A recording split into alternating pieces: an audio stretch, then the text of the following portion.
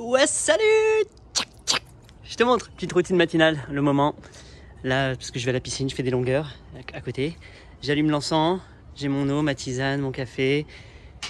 Salut mon petit Ganesha. Et là, avec les ciseaux, je peux me balader et voir les plantes. Donc, tu arrives dans ce petit jardin. Donc là, tu vois, tout est bétonné. Donc en fait, tous les matins, il y a des choses qui arrivent comme ça. Tu vois, donc il y a des feuilles tous les matins. Salut, merci. Ça, c'est qui? C'est le frangipanier qui est là-haut. Chaque jour, tu vois, il y en a d'autres qui vont tomber. Tous les jours, il est impeccable. Tous les jours, il me donne des petits cadeaux comme ça. Merci, quel blessing, etc. Et donc là, tu choisis. En fait, moi, le côté de la philosophie, c'est qu'est-ce que je fais de ça? Est-ce que je vois ça comme une contrainte? Est-ce que je vois ça comme du compost? Est-ce que je vois ça comme une œuvre d'art? Est-ce que je vois ça comme un truc de poème? Mais tout. Donc je me dis, ouais, stop, prends le temps. Quand je suis pressé, quand je suis posé, j'arrive, je dis, attends, mais on va faire une petite œuvre d'art, on va mettre ça comme ça. Je vais pas passer des heures, tu vois, mais j'aime bien juste m'amuser temporairement. Pendant quelques temps, hop, tu fais des trucs comme ça. Tu joues avec les éléments de la vie. Clap. Et tu vois, tout doucement. Et puis je vais venir, et puis je vais rajouter toutes les feuilles du jour, toutes les petits trucs que je récupère. Je vais venir les poser, et ça va faire une belle œuvre d'art. Je vais aller, tu vois, j'ai des poids, je vais m'amuser, je vais faire des mouvements, je vais regarder les plantes, je vais regarder la lumière au travers des perles, comment ça, c'est beau, tu vois, tu te mets là dans des angles, tu regardes, tu dis, ah bah, mais c'est trop beau, tu vois. Et là, voilà, et juste, tu flottes, tu regardes le vivant, tu regardes les plantes, tu dis, waouh, c'est super ça, c'est quoi? Toi, t'es qui? Tu viens là, boum. Puis tu plonges là, t'es une fourmi, t'es un truc. Enfin, moi, je suis dedans. Ah là là. Et tu sais, quand tu peux, enfin, tes yeux, ils font presque de la macro, quoi. Mais tu peux venir vraiment plonger dans ça. Tu vois, ça, c'est une petite orchidée. Oh, regarde la micro-plume, là, le bébé plume jusque là, c'est superbe. Pourquoi on a des plumes? Parce que regarde, toujours partout où je suis, moi, je nourris. Moi, j'adore nourrir. C'est mon truc. Dans l'hindouisme, Krishna, il te dit, tu veux faire la meilleure chose que tu peux faire pour l'humanité, c'est la nourrir. Pour le vivant, c'est le nourrir. Donc moi, les oiseaux, je vais les nourrir. Les bestioles, je vais les nourrir. Toutes les plantes que je mets, j'ai l'impression de les nourrir. Là, avec toutes ces plantes, hop, tu vois, après tu joues aux œufs de Pâques, hop, trouvé. Avec toutes ces plantes, qu'est-ce que je vais faire? Je vais nourrir quelqu'un. Je vais créer du sol, je vais aller nourrir des plantes. Je vais te montrer dans un instant comment je fais. C'est pour ça que j'ai le ciseau. Parce qu'après, une fois que j'ai tout fini, brum. Donc par exemple, on va dire, hop, excuse-moi, ça secoue. On va dire, je prends mes petites feuilles et je viens voir mes plantes et je vais les mulcher. Tiens, je vais dire, tiens, toi, t'as pas de mulch? Et je vais venir, je vais aller couper, clac. Mais tu sais, je prends le temps, c'est pas... Bon, là, c'est en mode miniature. Après, quand t'as beaucoup de terrain, etc., t'es beaucoup plus... t'es à la fourche, t'es au broyeur, t'es à d'autres trucs. Mais j'aime beaucoup ce côté zen où je viens au ciseau, le côté précision, le côté je regarde, ah tiens, je ramasse la fleur qui est là, je la mets là. Tu fais que des petites œuvres d'art, tu vois. En plus, en pot, c'est vraiment cool parce que ça te fait un univers. Tu vois, là, t'as un petit Bouddha, un machin, t'as un cristal en dessous. Donc ça a été posé à l'époque. Et hop, les plantes l'ont pris dessus. Donc là, il faut revenir, tu reviens le nettoyer. Et tu sais, intentionnellement, tu vas placer ton truc. Là, je peux pas le faire, j'ai qu'une main, mais je vais te montrer le mieux que je peux. Pour l'instant, lui, le Bouddha, il est là. Salut, petit Bouddha, je te vois. Regarde les plantes, tu vois, tu regardes, tu observes ce qui est en train de se passer. Là, on a mis quoi? On a mis un agave là, on a mis truc, tu vois, il y en a... Ah non, ça c'est une épiphyte, ça, tu vois, ça c'est un agave ou c'est peut-être un autre agave. Bon, je vais aller le replanter. Tu vois, un agave, ça rentre pas dans ça. Mais temporairement, genre c'est la nurserie temporairement, tant qu'on peut te garder là, on va te garder là. Donc hop, je le fais atterrir du doigt, machin, et après je viens, je découpe. Et donc chaque plante, comme ça, je viens, je suis coiffeur, tu vois, je viens, je l'entretiens, je regarde, je vois, des fois je laisse stratégiquement des plantes sèches, des trucs, parce que ça fait des cocktails de couleurs. Des fois ça permet à plein de bestioles, tu vois, de rentrer dans les... Quand tu crées un truc comme ça, derrière c'est plein de couches comme ça de cellulose. C'est trop loin, j'arrive pas. Pas l'être quoi. Et bref, ça fait des belles épaisseurs. Et là, il y a plein de bestioles qui adorent vivre ici, les lézards kiffent, etc. Et donc, je crée, tu vois, de l'habitat, des espaces et de la nourriture pour les bestioles. Plus il y a des fleurs, plus il y aura des petits insectes, plus les lézards vont pouvoir kiffer. C'est vraiment génial. Et je crois que là, honnêtement, je crois que j'en suis à 8 variétés de lézards différents qui vivent juste ici. C'est trop bien. Il y a même des iguanes. Mais un iguane immense, ça vient. Bon, après, il carnage. Tu sais, c'est genre le T-Rex, il arrive dans la jungle. Blablabla. Et c'est trop beau. Et tu vois tout ce monde. Et à l'époque, quand j'étais gamin, moi, je mettais mes petits soldats, je mettais mes petits jouets. Tu vois, je mettais de plus en plus de trucs de plastique. Et bon, maintenant, bon, c'est bien, mais j'évite. Donc là, tout ce que tu vois en ce que j'appelle le froufrou, le plastique, les trucs comme ça, c'est la mère de Gina et le père de Gina, tu vois, les petites statues. Même si je trouve ça magnifique, hein, tu vois, c'est cool. Et donc, rajouter aussi, tu vois, des œuvres d'art. Et ça, il y a des gens, c'est peut-être ton job à toi, il y a des gens, ils font ça, ils font un chien en métal, comme ça, il va le vendre dans une œuvre, dans un marché d'art. Et il y a des gens comme les parents de Gina qui adorent, qui vont acheter, qui vont payer, qui vont échanger, et hop, le plant est là. Et c'est un peu la même chose avec les plantes, pour moi. C'est que là, tous ces pots, potentiellement, celui-là, je peux aller dans un marché, maintenant il est prêt, ça y est, je peux aller l'emmener dans un marché, le proposer sur ma table de marché, et trouver la famille, les gens qui vont l'adopter. Chez qui tu vas vivre, toi? Alors peut-être que ce sera une vente, peut-être que ce sera un échange, peut-être que, on ne sait pas encore. Ce sera, peut-être qu'en fait, ce sont des gens qui ont des chevaux, et que ça tombe bien, moi j'aimerais bien faire plus de cheval avec ma fille. Est-ce qu'on peut venir de temps en temps chez vous, et trucs? Et ouais, et tu vois, c'est juste une plante, un pot, genre te donne accès à des trucs complètement inattendus. Ça peut aussi être 50 balles. C'est cool, c'est super, merci. Avec 50 balles, j'ai plein de choses à faire. Moi, t'inquiète pas, je sais quoi faire de l'argent. Mais ça peut être tellement plus riche. Une leçon de cheval, ça vaut 40, 50 balles. Donc imagine là, c'est comme si grâce à ce pot, je gagne 10 000 euros de cours de chevaux parce que pendant un an que je vais être ici, je vais avoir accès à cette ferme-là, à ces gens-là, à ces chevaux-là. Enfin, tu vois, c'est... Oh, merci les plantes, ting. Et donc voilà, donc pour moi je bosse. C'est comme si j'étais là en train d'œuvrer. Donc le mot c'est plus œuvrer, c'est être là, c'est être présent, c'est mon travail, un de mes travails. Mais je suis très content d'être là, je prends le temps, c'est pas un calvaire, c'est un moment méditatif pour moi, je regarde. Oui, des fois c'est du boulot, je dois bouger des pots, des machins. Ouais, bah c'est la vie quoi.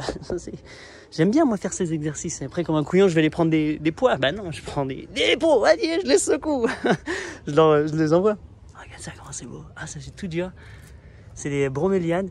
Je connais pas trop encore, je découvre. Hein. Bromélia, c'est la cousine de l'ananas. Tu vois, ça devrait être un ananas là. D'ailleurs, je sais jamais si on dit ananas ou ananas, donc je dis une fois sur deux. Tu vois, ça te fait des belles plantes comme ça, bien grasses. Et je crois que l'eau, elle vient, et je crois qu'elle est à moitié carnivore, donc elle s'autosuffit. Et plop, elle te fait une sorte, soit un ananas, soit un fruit. Et je pense que l'ananas, c'était ça à la base. Et ils ont dit, ah, et si on le développait, qu'on voulait plus de chair. Et avec la symbiose qu'ils ont fait avec cette plante, les humains ont réussi, bon, des fois par force, hein, génétique, à avoir une pineapple, une ananas là. Et ce qui est cool, c'est que le chapeau de l'ananas, bah, c'est ça. Hop, tu peux le replanter et ça reprend infiniment, tu vois le côté fractal. Donc c'est cool. Et donc les broméliades, c'est aussi les cousines des épiphytes, là, de tous ces genres de plantes, les air plants, les plantes qui n'ont pas besoin de s'enraciner, qui peuvent vivre sur des arbres, collés à des arbres, et qui font toute leur nourriture par les feuilles. C'est pas par les racines comme la plupart des plantes. Eux, ils arrivent juste par les feuilles, l'humidité, etc. C'est de là qu'ils arrivent à prendre toutes leurs sources. Et il y en a des carnivores. Il y en a qui font ça, et là, donc très peu de sol, mais grâce à son système ingénieux, miraculeux et magique de choper des insectes, elle crée un liquide ici, très sucré, etc., appétissant. Regarde comment c'est beau, bring, bring, c'est sur... c'est vraiment, il y a la soupe, qu'on appelle ça les amortisseurs, le truc, c'est vraiment bien sécurisé, le machin. Et c'est lourd, hein. Donc c'est rempli d'eau, les insectes vont dedans, ils coulent, ils se noient. Alors a priori, en plus, c'est cool parce que ça fait venir les moustiques. Désolé les moustiques, mais... voilà. Et ça, c'est un chapeau qui est au-dessus pour empêcher l'eau de pluie ou faire des trucs, ça bouge pas, mais ça fait un petit toit. Après, je t'en montre une plus belle, il y a des différentes coloris, etc., tu vois. C'est cool, et ça fait plein de grappes, et t'as plein d'insectes dedans et donc elle arrive à manger grâce à ce système. Et là, c'est un très beau spécimen qui est là, etc. Généralement, tu les vois toutes petites. Là, de voir cette taille-là, cette ampleur, c'est vraiment beau. Et c'est juste, ça tient, c'est accroché sur le... Comment on appelle ça là, je crois que c'est le frangipanier, voilà, qui vient me donner ça, et sur lequel on a accroché d'autres choses. On utilise l'espace vertical aussi bien pour les œuvres d'art que pour les trucs, et voilà. Et donc tu pourrais, donc c'est pas le but de mes beaux-parents, mais on va faire nous une journée porte ouverte. Enfin, dans mon idée, moi, c'est ça la vie. Tu fais ta journée porte ouverte. Quand j'arrive à ouvrir la porte, ah là, c'est du plastique, ça. J'aurais trop voulu un truc en bois, mais c'est la Floride. Donc on arrive chez eux, tu vois déjà tu as plein de plantes, etc. Et moi l'idée ce serait de faire arriver les gens. Bonjour, la porte est ouverte ici, il y a de l'encens, ça sent bon, c'est ouvert. Tu vois, donc j'aime bien aussi moi laisser la porte ouverte en disant bah venez, ceux qui a envie, je suis ouvert, venez, et on papote de plantes. Maintenant comme c'est leur propriété privée, je me permets pas, là ils sont pas là, donc je fais ça, mais je fais pas faire d'événement. Si j'étais chez moi et que j'ai toute la permission, je ferais un événement et les gens viennent, ah waouh c'est magnifique, bravo, photo Instagram, c'est quoi ces plantes, ah c'est beau, et moi je prends le temps avec elle ou pas, ou alors tu mets ton petit panneau, c'est une orchidée, des fois j'aime bien rien, juste regarde. On s'en fout des noms, on s'en fout. regarde les gens, regarde, ils sont beaux. Regarde ce qui s'est passé, waouh, c'est beau. Et chacun va voir un truc différent.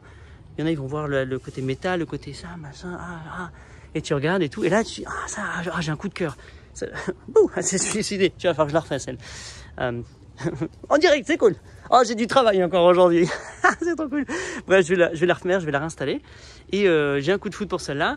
Hop, et ben tu la prends comme ça, et tu vas et tu me dis je veux ça, et puis il y a peut-être le petit prix qui apparaît là, où tu me demandes et je te dis, ou alors tu prends ce que tu as envie et tu donnes généreusement un beau billet dans le chapeau de l'artiste, et puis voilà.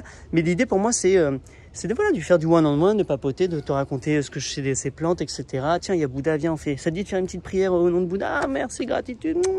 C'est un voyage. Je t'emmène, je te raconte deux, trois trucs. Et toi, tout ce qui te plaît, ou tout ce que je te dis là, tu vois, j'ai 3 agaves. Si tu veux, tu peux en prendre un. Qu'est-ce qui peut partir? Celle-là va pouvoir partir, mais dans 1 mois seulement. Là, tu vois, donc tu présentes ton jardin, tu montres un peu ce que tu as chez toi. Et puis voilà, les gens peuvent venir se servir. Moi, par exemple, si j'arrive chez toi et je vois ça, je fais t'en as ou parce que je la voudrais? Tu me dis non, ben je sais qu'en bouturant ici, donc je vais venir te prendre quelques coupes bien faites. Pourquoi pas les prendre et moi les bouturer et puis repartir chez moi avec ces boutures ou les garder, les emmener chez moi rapidement pour aller faire mes boutures chez moi. Mais c'est tellement cool et tellement intelligent que je puisse venir sur place, me mettre ici, utiliser l'espace, faire mes propres boutures. Et donc c'est un superbe, je trouve ça un superbe échange, une super façon de jardiner, de co-jardiner, de faire une pépinière, de l'établir, etc. Tu vois, donc c'est mini, c'est en miniature, c'est tout petit, mais ça peut être extrêmement valorisé sur plein de niveaux. Par exemple, je te montre un truc là. Hop. Oh, salut l'abeille. Ah ouais, il pleut là en ce moment. Donc là, j'ai chopé ce pot, 25 $, chez la copine là, chez qui j'ai récupéré plein de plantes, dans des pots de coconut, du lait de coco, tu vois, les trucs comme ça là. De l'eau de coco, pardon. J'ai réussi en voyageant, etc., en trouvant ici localement à bouturer une menthe, une sauge et un basilic. Et là, je vais l'installer dedans. Et donc, hop, ça va faire une pièce. Tu vois, c'est parti comme ça y est, je suis en train de l'entretenir et je rajoute des petites plantes, des succulentes à côté autour. Je vais essayer de rajouter d'autres petits trucs. Pourquoi pas mettre un petit boudin, un cristal, une énergie, une intention, un truc magique. Et voilà, ça va pouvoir partir chez quelqu'un. Mais en attendant, tant que ça part pas, ben moi je pioche dedans, je taille dedans, je refais des boutures, et je l'embellis, tu vois, je l'entretiens comme un bonsaï. Donc chaque pièce comme ça, tu vois, même là c'est un arbre, hop, je fais ça. Et donc bon, là comme je viens d'arriver et que je te dis que je suis chez le beau-père, lui il mulche pas, lui il nettoie toutes les plantes, etc. Malheureusement il les met soit à la poubelle, soit tu les laisses devant chez toi, il y a des élagueurs qui viennent, mais je trouve que beaucoup part à la poubelle. Et j'ai genre non, quel dommage. J'ai dit tu vas pas faire un compost? Non. Tu vas pas faire un lombricompost? Non. Je suis ok, bah je vais composter directement dans les pots. Donc là par exemple tu vois sur cette plante là, j'ai de la banane, j'ai des trucs, je cache parce que je sais qu'il n'aime pas voir ça. Donc j'ai commencé à faire ça.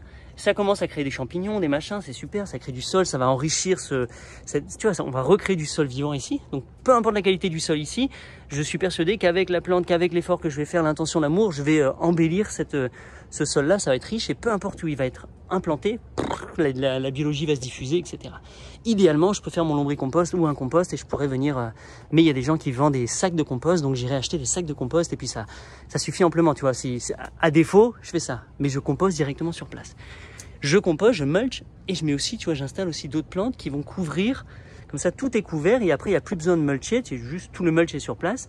Mais au final, donc mon idée, c'est d'avoir déjà du multi-étagé ici. Et si je trouve un petit truc qui pourrait grimper et se faufiler à l'intérieur de ça, en plus, tu vois, qui ferait une sorte de hypoméa ou un truc comme ça, qui fait en plus, donc ça fait une sorte de fusion hybride d'une plante où il y a ça avec des fleurs violettes alors qu'il n'y en a pas normalement. Enfin, tu vois, je trouve ça assez cool. Et donc voilà, et ce pot-là, soit tu le gardes chez toi parce que c'est ton kiff, soit il peut voyager. Et il y a un prix pour ça, et il y a un prix complexe, c'est une œuvre d'art, donc ça peut valoir 500, ça peut valoir 1000 balles, 2000 balles, je sais pas du tout, je verrai comment on va échanger. Ou ça peut être 1 mois de cheval, tu vois, enfin je ne sais pas du tout, peu importe. En tout cas, l'idée c'est que quand ça c'est prêt, ça peut partir pour que je puisse avoir un nouveau espace pour un nouvel bébé, un nouveau truc et continuer comme ça. Et donc je place des familles. Moi j'aime bien faire circuler. J'ai pas envie de posséder pour toujours. Peut-être que je vais passer beaucoup d'années avec lui avant qu'il parte, mais j'aime l'idée que ça avance, ça bouge, ça tourne, tu vois, que ça voyage, quoi. Que ça soit pas trop en attente. Les pots pour moi c'est bien. Le top du top c'est dans le sol, dans la matrice, dans la terre pour une plante. Je crois que c'est le but ultime des plantes. Ou alors sur les arbres, comment on fait. Là, on vient d'installer, tu vois, elle va vivre ici, elle, sur l'arbre. Là, hop, on vient de rajouter ça. Tant que l'arbre tient, etc. Parce que lui, il va monter. Chaque année, tu vois, tu refais des coupes. Donc ça, c'est des grosses feuilles qui tombent. C'est plus des petites feuilles de chêne, hein. C'est des grosses palmes. Ça tombe. Et là, ça repousse du centre et il gagne en hauteur.